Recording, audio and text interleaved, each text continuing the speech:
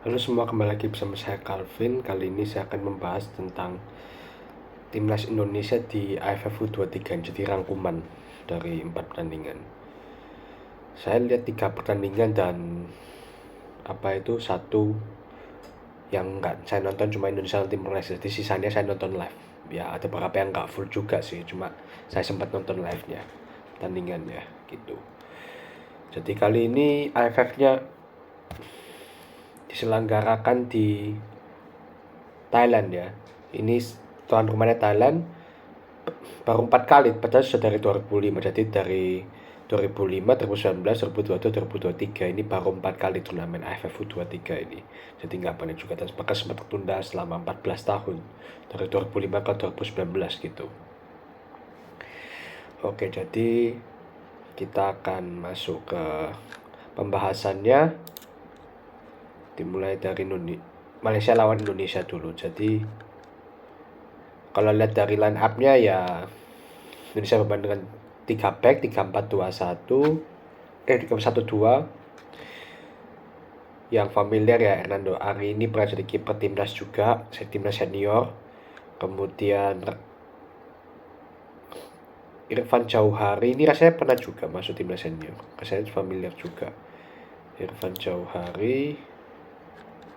Kemudian yang aku tahu selain yang masuk timnas itu ada Ferrari juga pernah. Ferrari ini kan kaptennya timnas U19 kalau nggak salah waktu itu. Juga ya pemain yang Liga 1 yang cukup oke juga, kayak Arkan Fikri, Robi Darus ini juga kalau nggak salah juga cukup terkenal. Bagas Kava, Beckham Putra, ya ini yang pernah dengar lah istilahnya. Kita langsung masuk pertandingannya. Jadi timnas ini dominasi iya, cuma ketok banget kalau susah menciptakan peluang, atau bukan menciptakan peluang sih lebih tepatnya, susah untuk finishing. Ketok banget itu ya sejak berapa tahun belakangan ini ya, finishing terus masalah Indonesia itu. Sugera masih saja cetak gol pertama lewat Ramadan Sananta di menit ke-28, 1-0 di babak pertama. Tapi ya Malaysia ini cukup hebat juga, jadi Malaysia pun melawan loh. Padahal dalam statistik ini Malaysia cuma dapat 35% possession. Tetapi dalam 35% possession itu Malaysia bisa cetak gol lewat pemain namanya Fergus Tierney. Ini nama belakangnya mirip sama pemain Arsenal namanya Kieran Tierney ya. Jangan-jangan saudara ini. Saudara jauh. Fergus Tierney lewat penalti juga. Jadi ya, aku ingat itu waktu itu bolanya itu diselamatkan sama Hernando Ari ya kalau nggak salah. Kemudian, nah ini pelanggarnya nggak perlu ini. Siapa itu si? Oh bukan sih, ini beda rasanya. Bukan disamakan, itu yang nanti. Ini aku lupa gimana dapat penalti. Pokoknya pelanggaran dari Indonesia. Aku lupa siapa yang buat pelanggaran. Dan berhasil cetak gol, bahkan comeback. Cuma bersalah 8 menit loh. 5-4, 6-2. 2-1 ya. Oke, 2-1. Jadi apa itu istilahnya, start yang buruk bagi Indonesia, apalagi lawannya Malaysia, rival utama kita. Dan ini menunjukkan bahwa possession bukan segalanya. Indonesia menguasai possession tapi Malaysia lebih efektif. Jadi waktu di pertandingan pertama ini banyak yang harus dipelajari oleh Indonesia gitu. Kemudian yang kedua, Indonesia lawan Timur Leste. Indonesia lawan Timur Leste ini aku nggak nonton. Kalau lihat dari formasi main dengan 4-3-3, cuma satu sih yang cetak, sebenarnya 1-0 aja lewat si Ramadan Sananta ini. Mulai dari posisi semuanya unggul ya, lawannya juga Timur Leste. Timur Leste kita harusnya bisa bantai mungkin 5-0, 6-0, tapi cuma 1-0. Ini betul-betul kelihatan parah banget. 1-0 itu saya anggap kalah sih, karena 1-0 itu lawan Timur Leste itu ya, itu bukan hasil yang bagus gitu. Tapi ya kita sedikit beruntung lah karena kita lolos dengan runner up terbaik. Perhatikan runner up terbaik ya, dan Ramadan Sananta lagi yang cetak gol. Jadi di 2 pertandingan Ramadan Sananta jadi ujung tombaknya gitu. Ramadan Sananta ini kalau nggak salah pemainnya PSM Makassar ya. PSM Makassar itu emang ini pemain muda potensial waktu itu. Aku pernah beberapa kali lihat dia. Bagusnya dia itu selain insting strikernya oke, dia juga Persis Solo ya, dulu bukannya di PSM ya. Oh ya PSM kan. Sudah pindah lah. Itu di Persis Solo.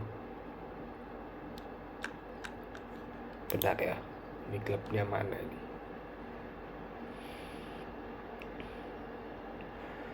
Oh, ya mungkin sudah pindah ya. Waktu itu saya ingatku PSM Makassar, ternyata Persis Solo.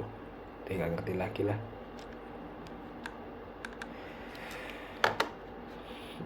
Aku sampai lupa mau ngomong apa. Oh ya,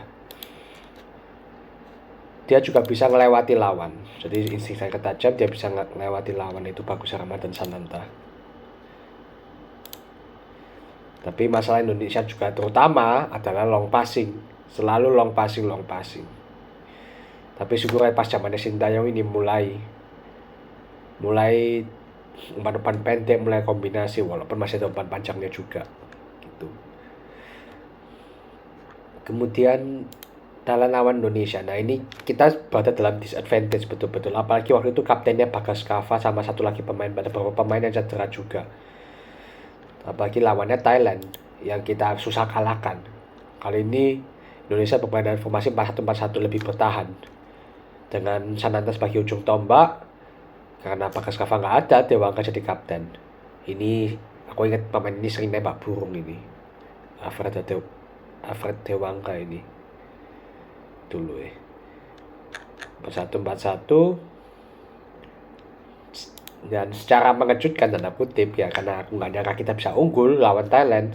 Kita unggul di menit 10 lewat si Kelly Sroy, yang ini baru ya, aku baru dengar ini pemain ini, tapi katanya dia cukup potensial, bisa meliuk-liuk.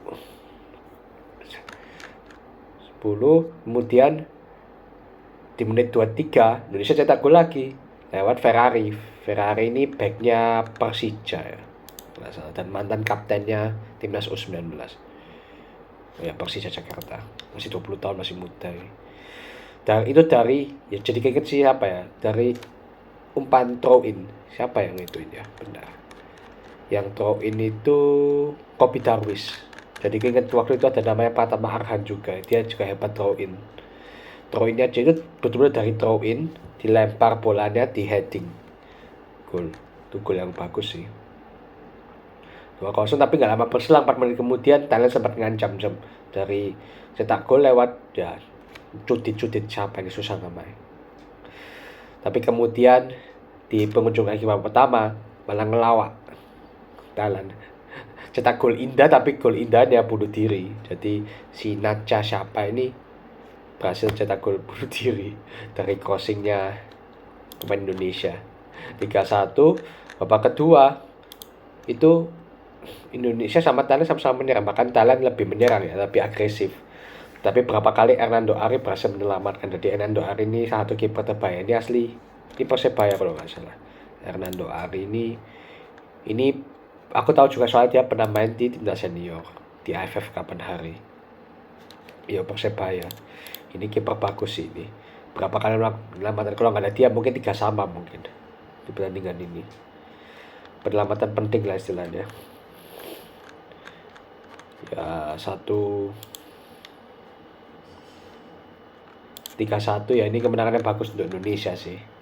Gak nyangka kita bisa masuk final, padahal kita jujur aja ya, lolos babak grup aja hoki-hokian istilahnya. Karena up terbaik, sudah gak meyakinkan gitu lah. Tak pikir, wah kalau lawan Thailand kalah ya sudahlah, nggak terlalu kecewa. Tapi ternyata bisa menang wih. Ya ini oke lah pencapaian bagi timnas Indonesia, menang 3-1. Dan yang terakhir di final Vietnam lawan Indonesia. Ini kan sudah mulai di atas angin nih. Ya, aku masih harap Indonesia bisa menang. Tapi ternyata mainnya nggak sebagus pas lawan Thailand. Kali ini Indonesia bermain dalam formasi 3-1-4-2, 3 back lagi, Dewangga sebagai kapten lagi, dan kali ini Sananta jadi itu ya, cadangan. Biasanya starter, mungkin dia kurang fit mungkin. di masa jadi cadangan, akan Vicky dan Ragil sebagai dua pemain depan. Ada yang bilang Ragil ya nggak main bagus sih, Ragil. Jadi aku nggak tahu kenapa dia jadi starter juga. Di babak pertama nggak banyak peluang sih, dua tim 0-0. Tapi lebih ya dua tim ya beneran, jadi aku agak bingung siapa yang lebih unggul. Di babak kedua lebih seru, mulai banyak serangan dari Indonesia dan Vietnam, terutama mungkin dari Vietnam ya, sedikit lebih pada Vietnam, tapi Indonesia juga nggak kalah mengancam. Jadi Indonesia tuh berlawanan ke Vietnam, jadi sehingga Vietnam nggak gampang. Tapi ya juga harus diapresiasi lagi Hernando Ari lagi. Kalau nggak ada Hernando Ari mungkin kita kalah 3-0, 2-0, 3-0, karena Vietnam itu berapa kali menciptakan peluang berbahaya, tapi kita selamat berkat Hernando Ari juga. Sampai full time gak ada gol, kemudian lanjut extra time juga nggak banyak peluang, mungkin karena pemain sudah kelelahan juga, jadi mulai agak menurun intensitasnya, nggak sebagus babak kedua tadi.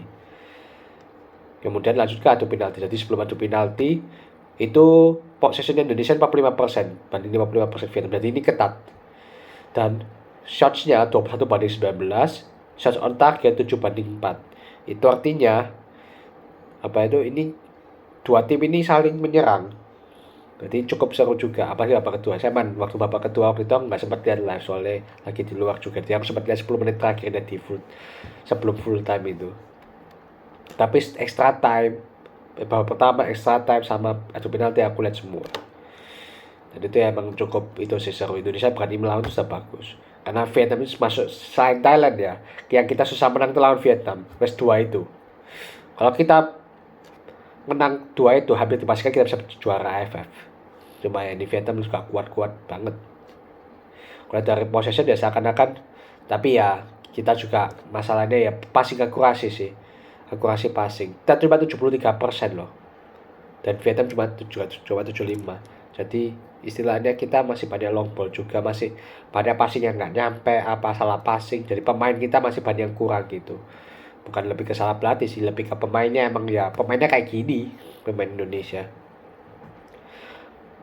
Asingnya kemana, temannya kemana, di mana, ngerti lah. Tapi satu penalti ya bagus lah, Indonesia bisa maksa sampai adu penalti.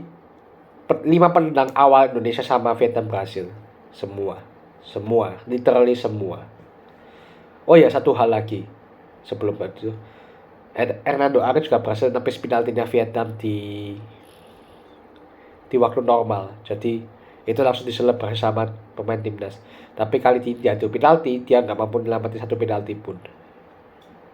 5-5 sampai petaka terjadi kan ya, tanda kutip ya, karena Hernando Ari jadi penendang dah. Aku deg-degan waktu itu. Aku nonton live tuh. Waduh, Hernando kipernya yang suruh nendang. Bisa nggak ya ini? Ternyata gagal.